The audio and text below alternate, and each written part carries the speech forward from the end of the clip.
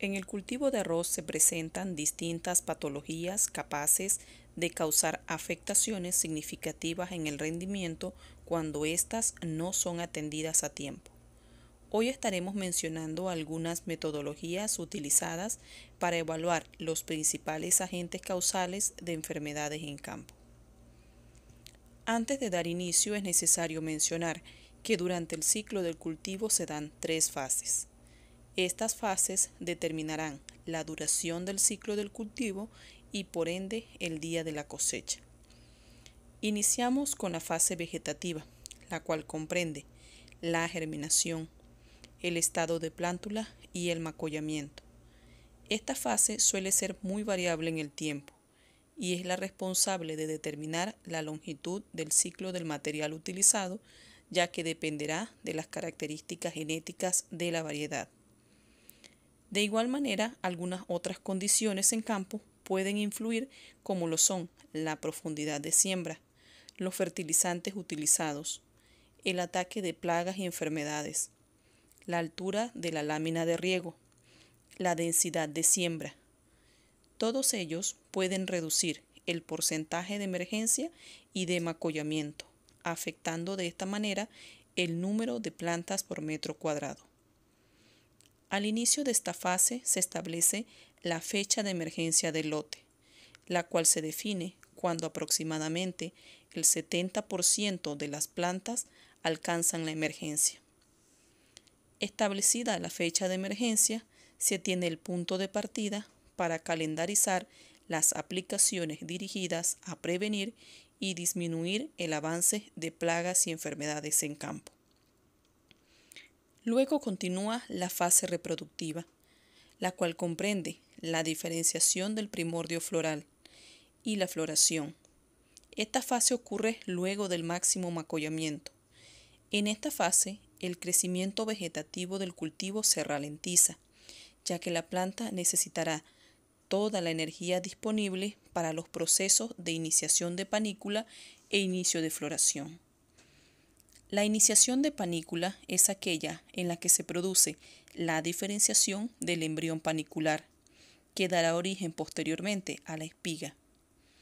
Esto en campo se establece cuando el 30% de los tallos principales tienen panículas de aproximadamente 2 milímetros de longitud.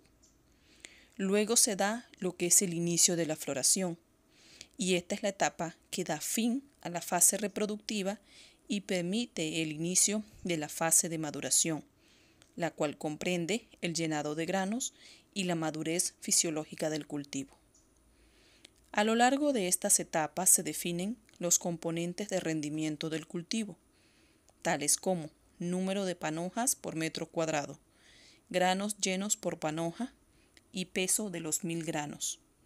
Esta información es esencial, ya que los rendimientos finales de la cosecha pueden ser mejor interpretados cuando se relacionan con los eventos ocurridos en determinados periodos del ciclo del cultivo. Ahora bien, en campo se presenta un patógeno causante de grandes pérdidas.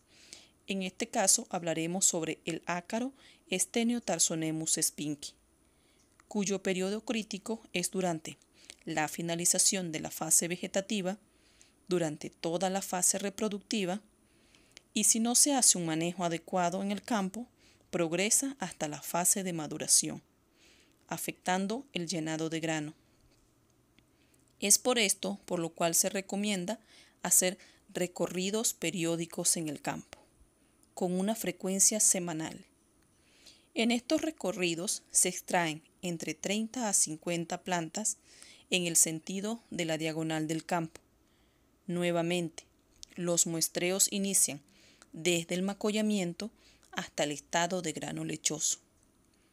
La fase del cultivo determinará las hojas que serán evaluadas, partiendo siempre de la base al ápice de la planta.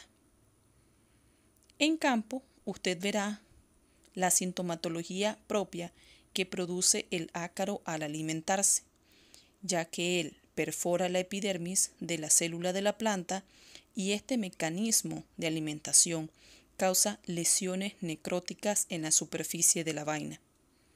Producto de la alimentación ocasiona daños indirectos, ya que inyecta toxinas en el interior del tejido, provocando también deformaciones en el grano, impidiendo su llenado y ocasionando una elevada tasa de vaneamiento en la panícula y por ende la disminución de los rendimientos.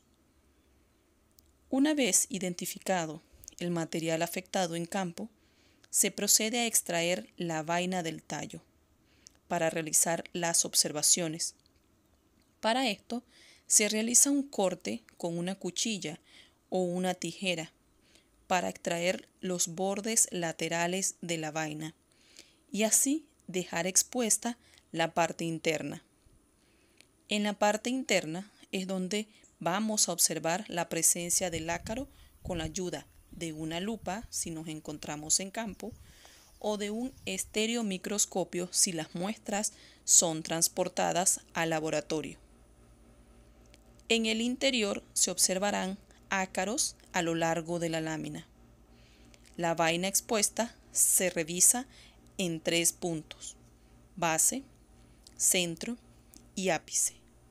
Estas observaciones se hacen lentamente para ver y cuantificar en qué partes de este material se encuentran los ácaros alimentándose de la epidermis. La información obtenida nos permitirá establecer el índice de infestación del campo en un momento dado. Realizadas las observaciones, nosotros podremos identificar huevos, ninfas y adultos. Para diferenciar los adultos, las hembras y los machos presentan ciertas características. En el caso de las hembras, ellas son de cuerpo más alargado que ancho. Tienen el primer par de apodemas en forma de Y y el segundo es más largo y más fuerte. También presentan órganos pseudoestigmáticos ovoides con pequeñas proyecciones en la superficie. En cambio, los machos tienen el cuerpo más ensanchado en la región del histerosoma. Presentan de un par de setas en forma de puñal o cuchillo sobre el fémur, entre otras características.